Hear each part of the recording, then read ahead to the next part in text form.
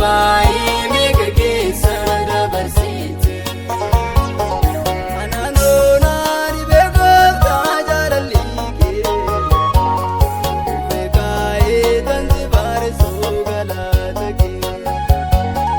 Anaanoo naani beekooftaa jaalalli kee beekaa'ee tansi baaresoo galaata kee.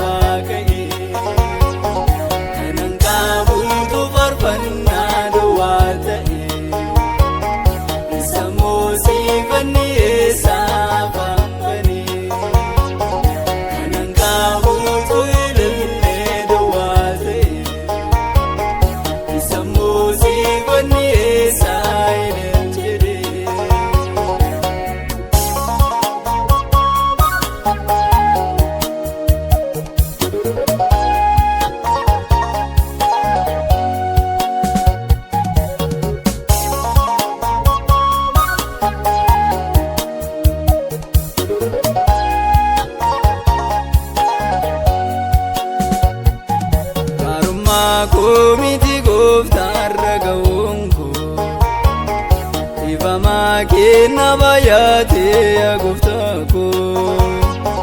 Natti dubbattee hin beektu jechuureessa har'aan naa geesse Yesuus naa kananiisa. Ganama raada gooftaa koo dhiifamni kee arrabni koo hin dubbata gaarummaa kee. Ganama raada gooftaa koo dhiifamni kee arrabni koo hin dubbata gaarummaa kee.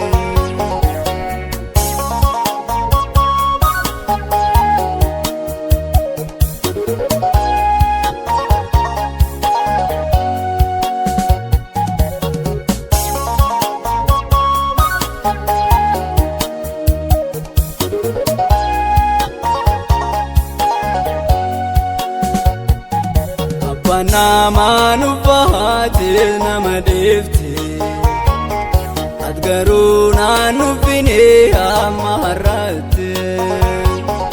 Amala koo hunda baattee asiin nageesse guddisaa kooti gooftaa asiin na guddise.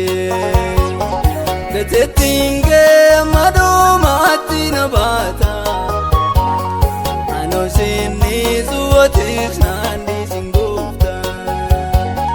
Gatettiin kee amma dhumaatti na baata anoo sinni suwwatis naanni singoofta. Otoo naannoo finne naan dadhabne naa baatte gooftaa koo. Eegumsa keetiin jiraatte yarra keessetti. Naannoo finne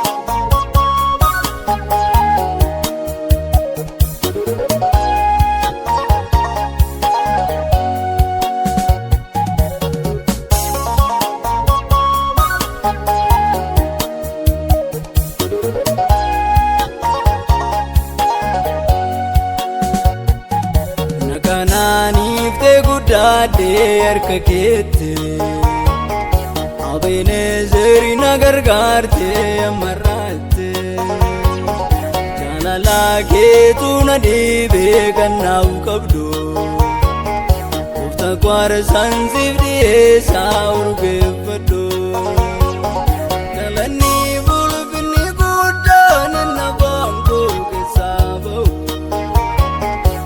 Yesuus Waaqa garraamii siif haa ta'u galanni ulfinni guddaan afaan koo keessaa ba'u Yesuus Waaqa garraamii siif haa ta'u